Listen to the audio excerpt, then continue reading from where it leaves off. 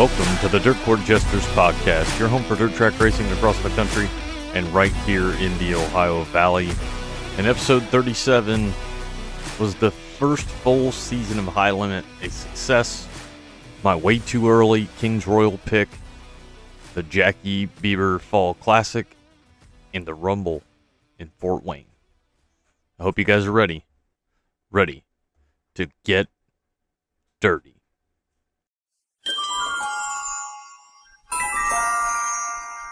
This week in dirt racing history, we're going back to November 4th of 2000 in East Bay Raceway Park with USCS, where Sport Allen would get the win. Mike would ring in second, and Greg Wilson would round out the podium. Let me talk to you! This week's talking points. First, I want to start by asking the question, was the first full season of High Limit a success? The Drivers Project has a two-part episode discussing the same topic, and it's a must-listen. If you haven't caught it, check it out. They always put out good stuff, but this is top tier. More money was brought to the sport, and as the Dirt Nerds pointed out on a previous episode, it caused local tracks and series to step up their game as well. Something I didn't think about was how this split allowed the chance for small teams to make A-mains with either the World of Outlaws or High Limit, because those series and the drivers with those series had split. So instead of having an entire field of outlaw drivers, you got some outlaw guys, you got some High Limit guys, and that lets some small teams jump into those A-mains. All that being said, my question is, and I think this is a question everybody has, is this sustainable? Costs continue to rise for teams and tracks alike. It's been said before, and it'll be said until the end of time. The concern for dirt racing should be locally. That's where everything starts. Local tracks and series need to work together. Again, nothing mind-blowing here. They've got to work together. They got to figure out a way to work together. And if they're not either active on social media, they may want to start there as well. I'm not really sure if the answer to my question, was the first full season of High Limit a success, can actually be answered now. I think we've got to look down the road. Nobody really knows what's going on with the charters. That's obviously a question mark. After next year, then maybe we'll get a better idea of what that looks like. Also, is that sustainable? We hear a lot of uprising in the NASCAR ranks with the charter system. So I don't know that you can answer the question, was the first full season of High Limit successful, until we get a few more years down the road. And I really think the answer to that is also going to involve local tracks and series, as well as teams and drivers. How are they surviving as well? So a question everybody wants the answer to, but I'm not sure we have the answer yet. I think we're a few years away from really knowing what High Limit will bring. On a positive note, High Limit's Angel Donor Program donates more than $75,000 to charities this season. That is awesome. Keep up the work there. Logan Seavey captures the 2024 USAC Sprint Car National Championship, and he becomes the 8th member of the USAC Career Triple Crown Club. Congratulations to Logan Seavey. Justin Peck to wheel the Rudine number 26 in 2025. Should be a good partnership, but if you guys follow me at all on social media, you know, man, if Peck would have been with CJB and Wolfgang on the wrenches, I think that would have been something to see. Not that him with Rudine won't be something to see, but I don't know why, I just feel like that CJB car with Peck in it and Wolfgang on the wrenches would have been something that we would have been talking about at the end of 2025. In the USAC Midgets, Dason Pursley leads Kenny McIntosh by 87 points. The California swing remains, and 7 races left to determine who is going to be the USAC Midget National Champion. Justin Sanders is your NARC 410 champion. A wild battle comes down between Sanders and Cole Macedo. Sanders gets the win in the A-main and secures the NARC 410 championship. Congratulations to him. Brandon Overton is officially your 2024 Hunt the Front champion. Congratulations to Brandon Overton. And lastly, Jacob Allen ran the most 410 races of any sprint car driver in 2024 at 85. I don't know. This number caught me off guard because I know when he was with the Outlaws, we talked about, well, it's too much racing. He needed a break, and he took a break. And Now he's running full-time with High Limit, but Jacob's out there running a lot. I know even comments have been made that in 2025 we may see him do a pick and choose based off of the races that he ran in 2024. I'll be interested to see what Jacob Allen does in 2025. And I'll have to go over this again, but I'm going to say it now. All this is way too early. I think Jacob Allen wins the King's Royal in 2025. I want to give a shout out to Victory Fuel, from Throttle Punch to Lucky Lemon to the ever delicious Purple Potion. They've got 4 packs, 12 packs, and some cool merchandise. Get to drinkvictory.com and use the code Gestures10 at checkout to save. Drinkvictory.com and use the code Gestures10 at checkout to save. Acknowledge me. This week's race recap is going to be an interesting one. As I'm recording this, they're racing at Big B Speedway in the Jacque Beaber Fall Classic. I believe they've got the D main on the track now. It's been wild. 1 and 2 has definitely got a lot of character. If you haven't seen this, you got to see this. These guys ripped the top in qualifying on the edge, because it is very interesting up top there at Big B Speedway. They're trying to sort some things out now as we speak. So going to the race recap, it's been a while. We're going to start with October 20th. Good raceway in a 200-lap enduro race. Brett Bogner from 14th to the win. Chad Zukowski in second and Avery Carrington in third. October 24th, Pennsboro Speedway in the Mason-Dixon 100, night number 1, XR Super Series and ULMS late models. Bobby Pierce gets the win. Devin Moran in second and Nick Hoffman in third. In the Sport Mods, James Dennis would get the win. TJ Arnold from 9th to 2nd. And Jocelyn Hibbard would round out the podium. October 25th, Mount Pilger in the Monster Mash, night number 1. With the late models, Rusty Schlink gets the win. Mike Vandermark Jr. in second. In the Jedi, Jerry Bowersock in third. In the Modifieds, Drew Charleston gets the win. Dylan Nussbaum in second. Aaron Orr from 10th to 3rd. Stock Cars, James Headley gets the win. Jeremy Creech in second. And Caleb Hinckley in third. Pennsboro Speedway in the Mason-Dixon 100, night number 2 with the XR Super Series and ULMS late models. Devin Moran gets the win. Bobby Pierce in second and Nick Hoffman in third. In the Modifieds, Jesse Weiscover with the win. Kyle Bond in second. And Michael Altabelli in third. Red Dirt Raceway, night number 1 with USAC Sprints. Matt Westfall from 13th to the win. In his first USAC Sprint Car victory of the season, congratulations to Matt Westfall. Kyle Cummins would finish in second. Logan Seavey in third. Riverside International in the Bull Ring Blitz, night number 1 with the World of Outlaw Sprint Cars. Carson Macedo gets the win. David Gravel in second. And Sheldon Hodenshield in third. RPM Speedway and night number 1 with the ASCS. Seth Bergman gets the win.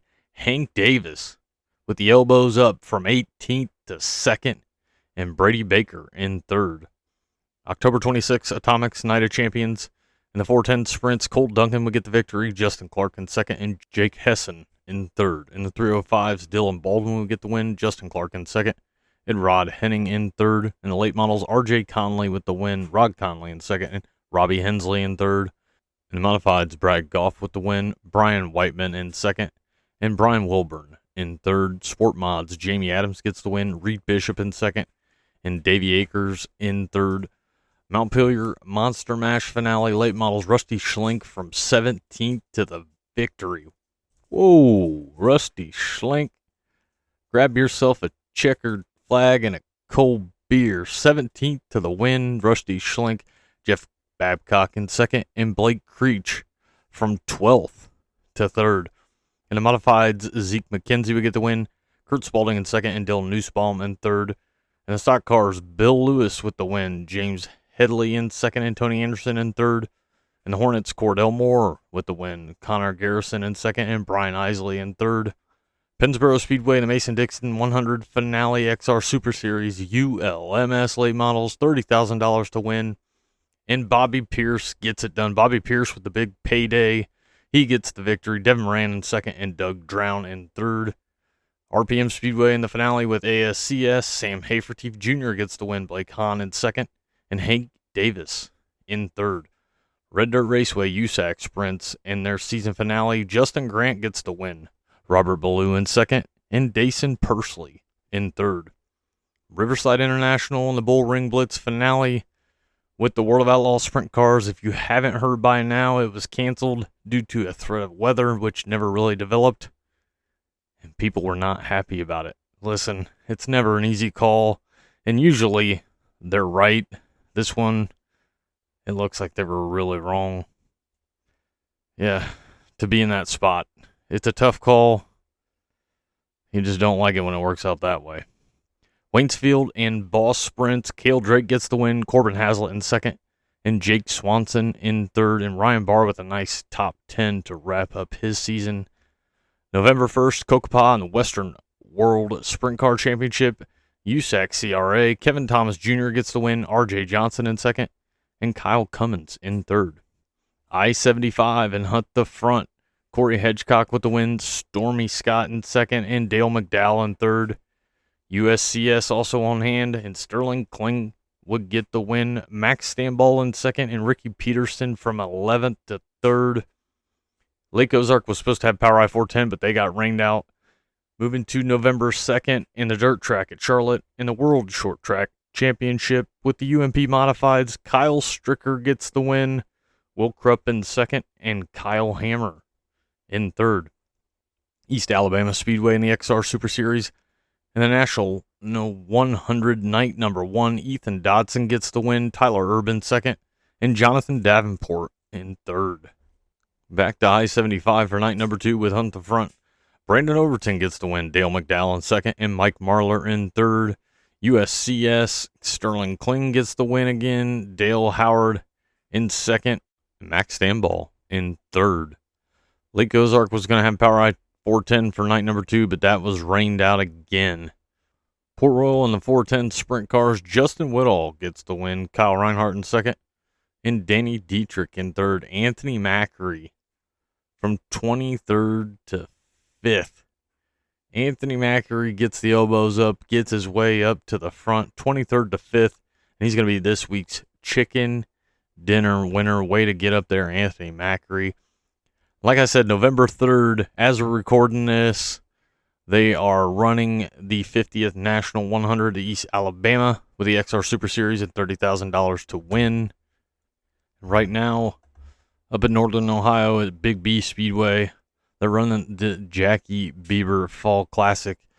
The winner of heat number 1, Stuart Brubaker. Heat number 2, Josh Thacker. Heat number 3, Cap Henry. Heat number 4, Chris Wilson. F main number 1, Alex Olt.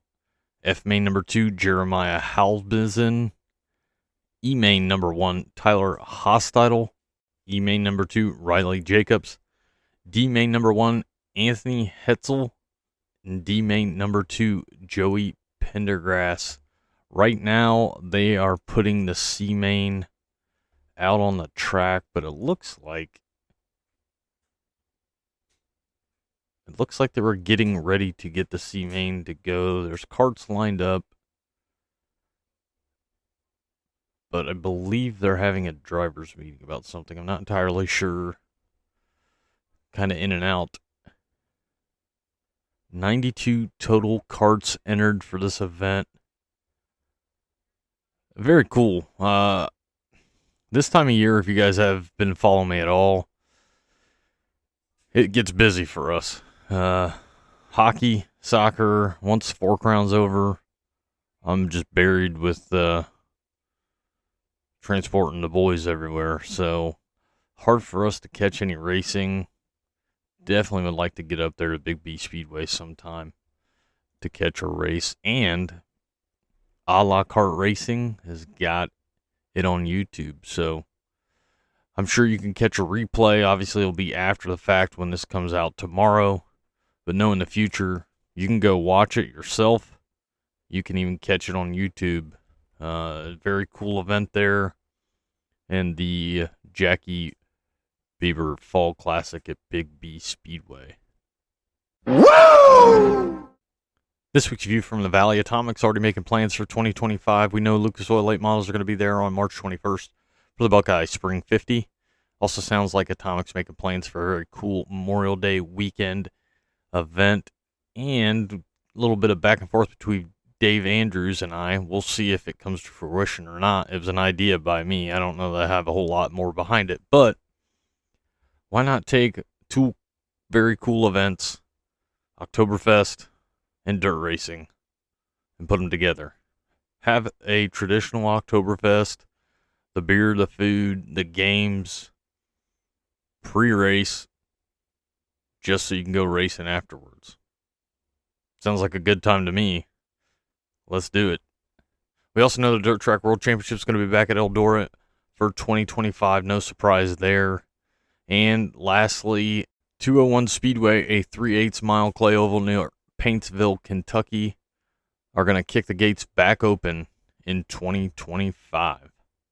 I'm the tower of power, too sweet to be sour. I'm funky like a monkey. Sky's the limit and space is the place. Series, teams, drivers, tracks, dirt media. This is your time, and this is your spotlight. The spotlight's on, and this week's spotlight is going to be the Rumble in Fort Wayne. 2024 is going to mark the 26th year for the Rumble in Fort Wayne. December 27th and 28th, 2 days of racing all day long. The Allen County War Memorial Expo Center in Fort Wayne, Indiana. Ticket prices for a single day reserved $25, general admission $23, pit pass $32. Obviously, if you buy a 2 day ahead, you're going to save yourself a couple bucks. Midgets, quarter midgets, wedges, and carts. Both days are going to be full of a ton of racing. Go to rumbleinfortwayne.com for more information. I drank a beer. I drank another beer. 3 beers. 4 beers. Oh, no. Wrapping up this week's episode with racing to come November 8th and 9th, Heart of Texas Speedway and USMTS for the Texas Cotton Palace Clash. Jim Chisholm leads Jake Tim by 81 points going in to the last weekend for USMTS. November 6th through the 9th, the dirt track at Charlotte. World of Outlaw Sprint Cars, World of Outlaw Late Models, and Super Dirt Car Big Block Modifieds in the World Finals. In the World of Outlaw Sprint Cars, David Gravel leads Carson Macedo by 74 points. Donnie Schatz is in third, 176 back. In the World of Outlaw Late Models, Brandon Shepard leads. Bobby Pierce is 44 behind, and Nick Hoffman is only 50 back. What a battle that's going to be. And in the Dirt Big Block Modifieds, Matt Shepard's in first, Matt Williamson's 15 back, and Jimmy Phelps 141 behind. Should be a great weekend of racing. That wraps up this week's episode. We'll just have to keep moving to the front, one lap at a time. Goodbye. Mwah, and good night, bang. Thanks for listening to the Dirt Court Jesters podcast. Give us a like, give us a follow, give us a shout out. Let your friends know on X and YouTube as well at Dirt Court Jester. And we hope to see you guys at the track.